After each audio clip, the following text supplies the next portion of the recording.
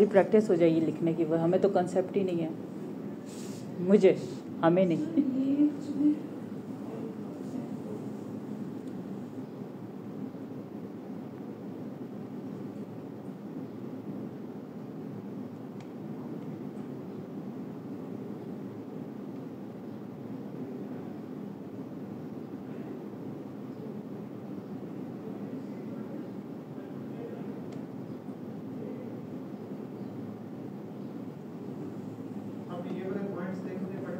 जी sir, पढ़ेंगे।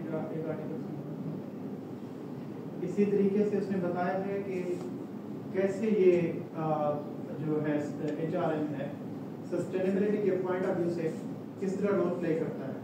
ठीक है, इसका क्या है, integrating sustainability into organisation process methods including, ये क्या लिखा हुआ है, eco friendly recruitment, sustainability focus training and performance indicators aimed at cultivating atmosphere of responsibility for the environment.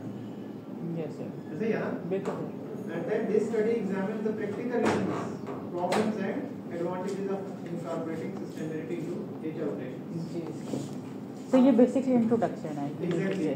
और आपको मैंने ये बात बताई थी कि क्वांटिटेटिव रिसर्च में के कंपैरिजन में क्वालिटेटिव रिसर्च का इंट्रोडक्शन भी और लिटरेचर रिव्यू भी बहुत स्ट्रेट फॉरवर्ड और बहुत सिंपल सा होता है और बहुत स्मार्ट होता है। क्यों? क्योंकि इसके अंदर जिस प्रॉब्लम को हम एक्सप्लोर करने जा रहे हैं, इसका मतलब है कि इसके ऊपर बहुत ज्यादा कोई स्टडीज वो नहीं हुई। इसका मतलब है कि हम उसकी इन डेप्थ स्टडी करने जा रहे हैं। आपने देखा इसने ये मल्टीपल चीजें इसके अंदर जो है वो इनकॉर्पोरेट की है। क्या लिखा है? Practical reasons, problems and advantages of incorporating sustainability. इसका मतलब है कि ये तीनों चीजें जो है वो उसने एक्सप्लोर करने की कोशिश की है। ठीक है जी सर। और कोई मुझे चैप्टर बताएं, सॉरी कोई और आर्टिकल बताएं इसके अलावा। दूसरा कौन सा था जो आपको सुना? यही वाला था मैम, मैं तो यही पढ़ा, मैंने पढ़ा यही है। इसके अलावा से वो human source management contributions to knowledge sharing.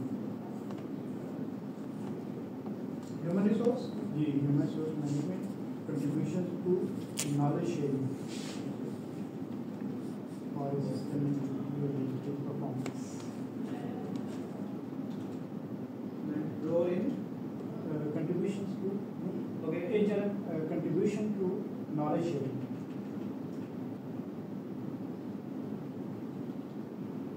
contribution to Knowledge sharing.